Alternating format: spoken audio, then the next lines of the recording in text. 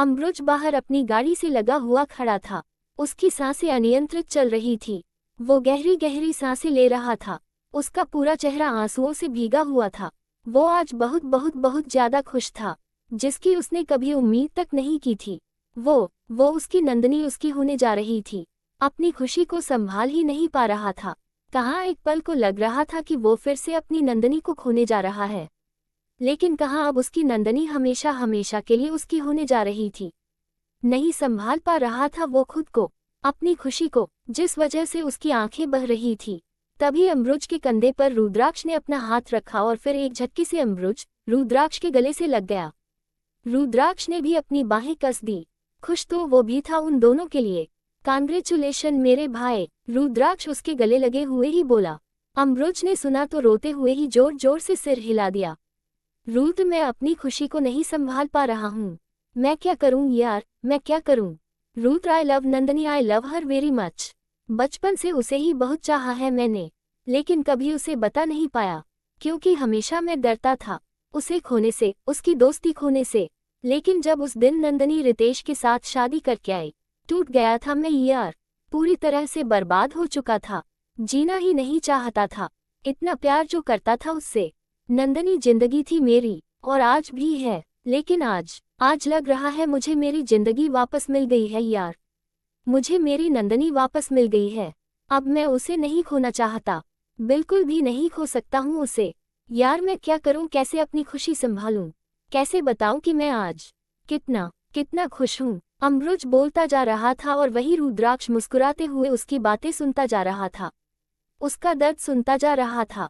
अमरुज रुद्राक्ष से अलग हुआ और फिर अपने आंसू पोंछकर बोला, नहीं अब मैं बिल्कुल भी नहीं रोऊंगा। आज मैं बहुत बहुत बहुत खुश हूँ और मुझे बहुत बहुत बहुत खुश रहना है। नंदनी को उसके हिस्से की सारी खुशियाँ देनी है, उसे पूरी जिंदगी खुश रखना है। अमरुज बोलता जा रहा था, बोलता जा रहा था। वही रुद्राक्ष उसकी हालत समझ रहा था। वो समझ रहा था कि अमरुज इस वक्त क्या फील कर रहा है।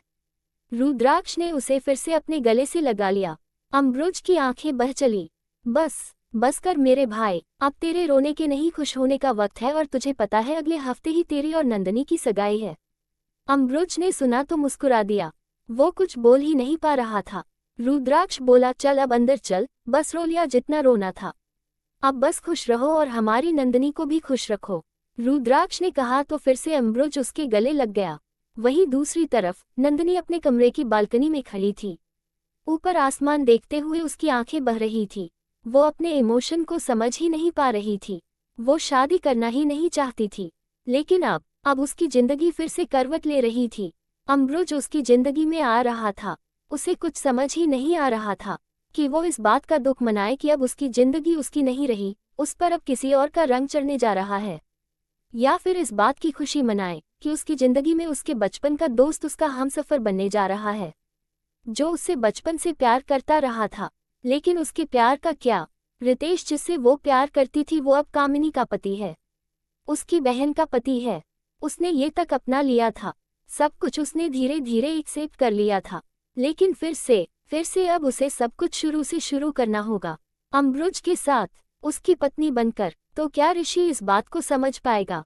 क्या वो अमरुज को अपने पिता के रूप में एक्सेप्ट कर पाएगा? नंदिनी आकाश की तरफ देखते हुए सोच रही थी। उसकी आंखों के आंसू पानी की तरह बह रहा था। नहीं, हम नहीं कर सकते ये शादी। हमारे लिए सबसे ज्यादा महत्व हमारा बेटा है और हम उसी के साथ खुश हैं। हमें अब अपनी जिंदगी में किसी की भी जरूरत नहीं है।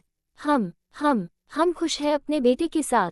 नंदिनी रोते हुए सोच ही रही थी कि तभी उसे आकाश में अपना ही एक्स दिखाई देता है, जिसकी वो शायद कल्पना करने लगी थी।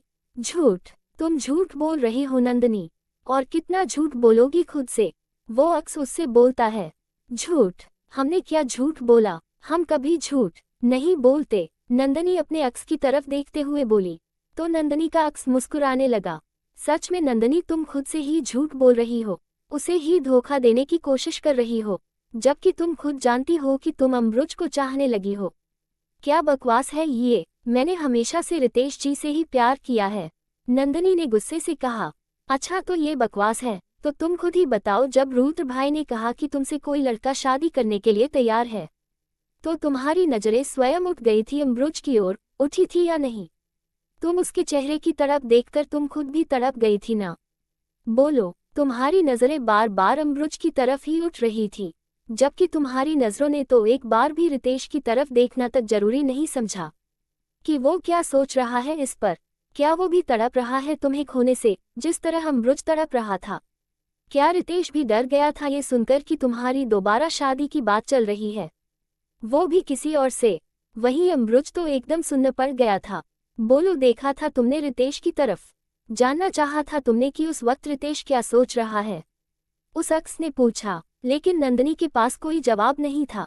सच था कि जब से रुद्राक्ष ने नंदिनी की शादी की बात उठाई थी, नंदिनी की नजरें बार बार केवल और केवल अमरुज की ओर ही उठ रही थी, जो शायद किसी ने भी नोटिस नहीं किया था। शायद नंदिनी ने स्वयं भी नहीं। क्या हुआ, चुप क्यों हो गई? नहीं है ना जवाब, क्योंकि सच यही है कि तुम अमरुज से प्यार करने लगी हो।